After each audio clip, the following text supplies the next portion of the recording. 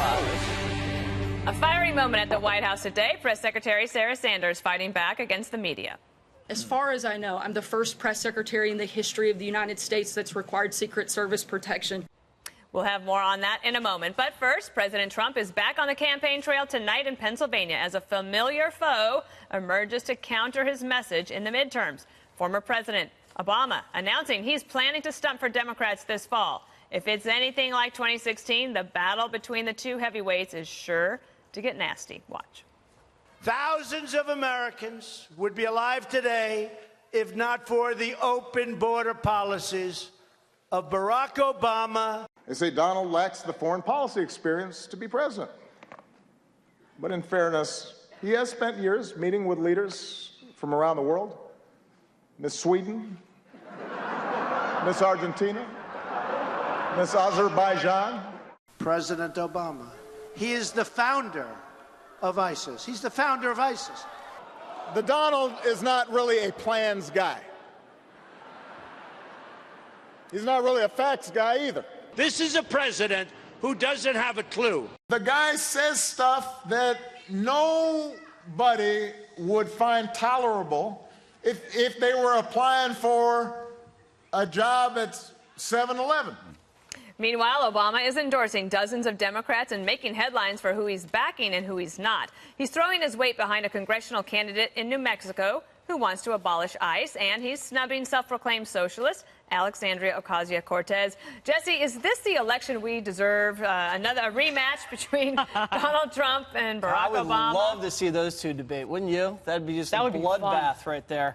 I mean, I think the country already rejected a third Obama term when they rejected Hillary Clinton, and Obama doesn't do very well when he's not on the ballot. Remember, he just got shellacked during both midterms during his presidency. And him getting back on the trail activates the Democratic base, but it also reactivates the Republican base. So they're going to be pretty fired up when they see him out there stumping. I don't believe the country wants to look backwards. I think the country wants to look forwards.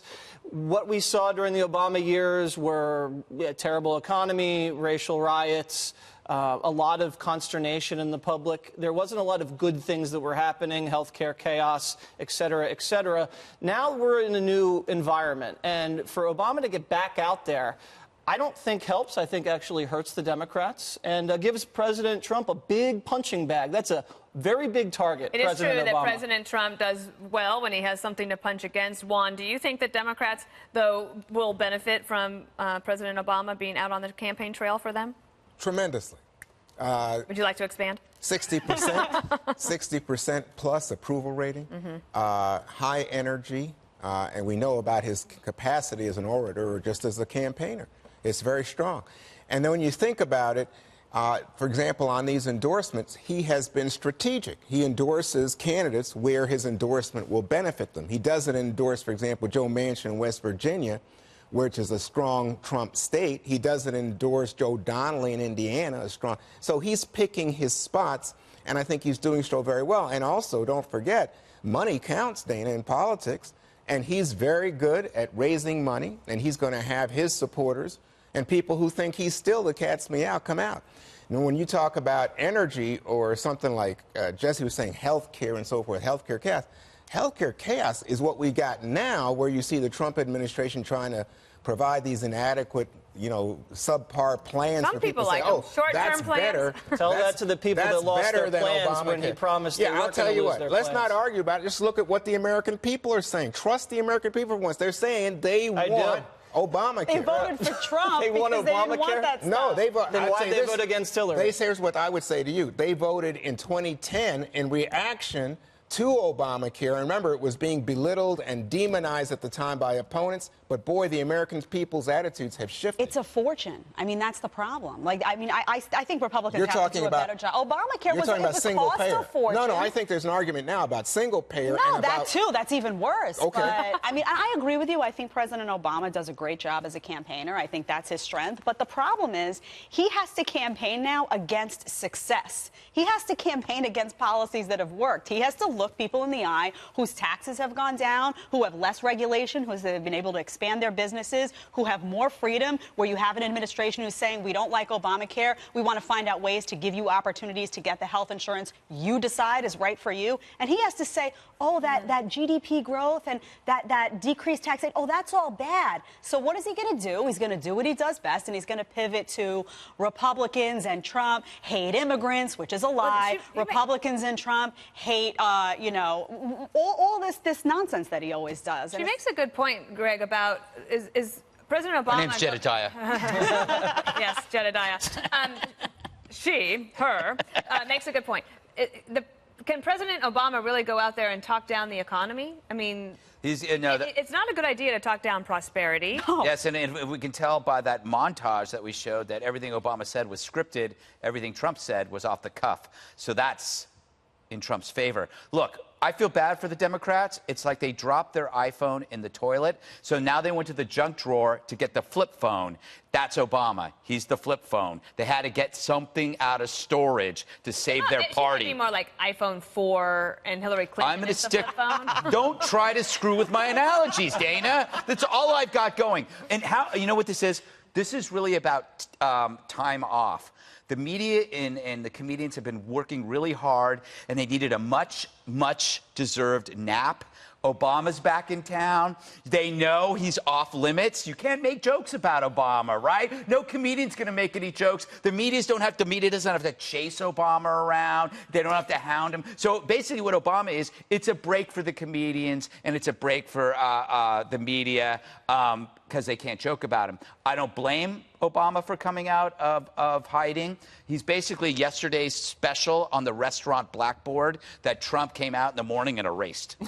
Yeah, so it's happier to have Obama than Clinton out there, right? Absolutely. I mean, Obama's much better than crooked Hillary, and it sets up a big contrast as opposed to a referendum. If there's no big punching bag or villain for Trump to run against, it's a little more difficult. But when you have Barack Obama out there, the media is going to hoist those two guys back up into the center and make it a cage match. And in terms of the endorsements, from what we're hearing, he only made those endorsements because his former staff members were working for those candidates. I don't know how strategic it was, and I understand why he didn't endorse Cortez. Because if he had done that, that would have created a huge problem with the Democratic Party, because that would have been a major blow to the centrist wing of the party, and they don't need that kind of fight right now going into the midterms. Maybe he also watched some of our interviews, because I watched them and I wasn't that impressed. No, seriously. I mean, when she's posed with a question as to she has these lofty ideas about, oh, let's give Medicare for all, when you ask her how she's going to pay for it, her answer is absurd. When you ask her about the Israeli-Palestinian crisis, she has no idea what she's talking about.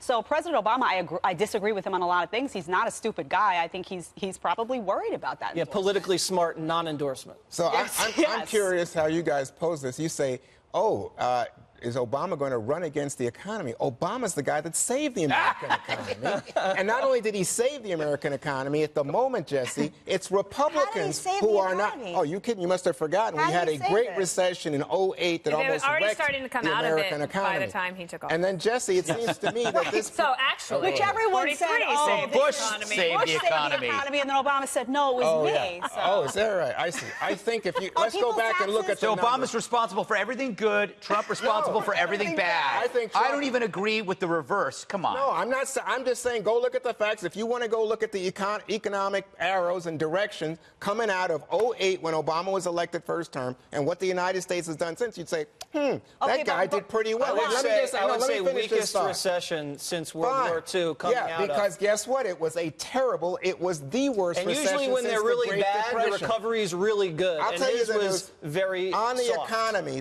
here's the news going into the midterms. Yes. Republicans had planned to run on the Trump tax cuts. Everybody is still encouraging Republicans to say, hey, talk about the economy, folks. Forget the demonizing of immigrants. Forget going after the NFL players and playing all those kind of fear cards. If you heard the Trump rally the other night, he was talking up the tax cuts pretty big. Guess what? It's not working, Jesse. Is it really? Not only that, it's not that. It's the American people who say. Pretty tight, Juan. The American people say they haven't seen their wages increase. Who are these American people that you've been talking to, Juan, on the Acela train? Oh no! You know what? You should go look at some polls. I and look just at polls. Stop spouting your notes. No. The funny thing is, you pick and choose polls and overlook ones like the ones about Russian collusion, in which they say they're not interested at all in the babble that you spout. Oh, yeah. Let me say, they are interested in whether or not this president was having some collusion. The optimism has never been higher. Optimism has never been higher, and that's not in my notes, Juan. No, let me just say, why did you see so many Trump officials come out today and say, we are actively engaged in trying to stop the Russians from interfering in the 2016 race? It's because, Greg, those people understand the American people do care about the idea of the polling shows that it's not that issue ranked less than any other issue. And he wants to talk about Russia because he can't talk about the economy. Oh, no, no, honestly, do people have more jobs right now? Are the unemployment numbers down? Yes. Okay, the unemployment. Do people have more money in their pockets to put food on their table to provide for their kids? You don't think so? No. I talk to people every day that say, you know what, I couldn't get a job 5 years ago, and now I can. No, that's what I'm talking about with the economy. If he goes out and he talks about the shrinking unemployment numbers, if he goes out and he talks about providing more opportunities for people with health care or whatever it may be, if he goes out and talks about low taxes and people are feeling those impacts in their pocketbook every day, that's all that matters. Nobody's going to be talking about collusion with Russia, which, by the way, there's been no proof of if they can't put food on the table for their kids. Well, I would agree, but I'm just telling you right now, I mean, you don't even have to just say, oh, Democrats think this. Look at what Republican strategists are saying. They would like to get on the economy. They like to pump that up. But what they see is it's not working with the voters.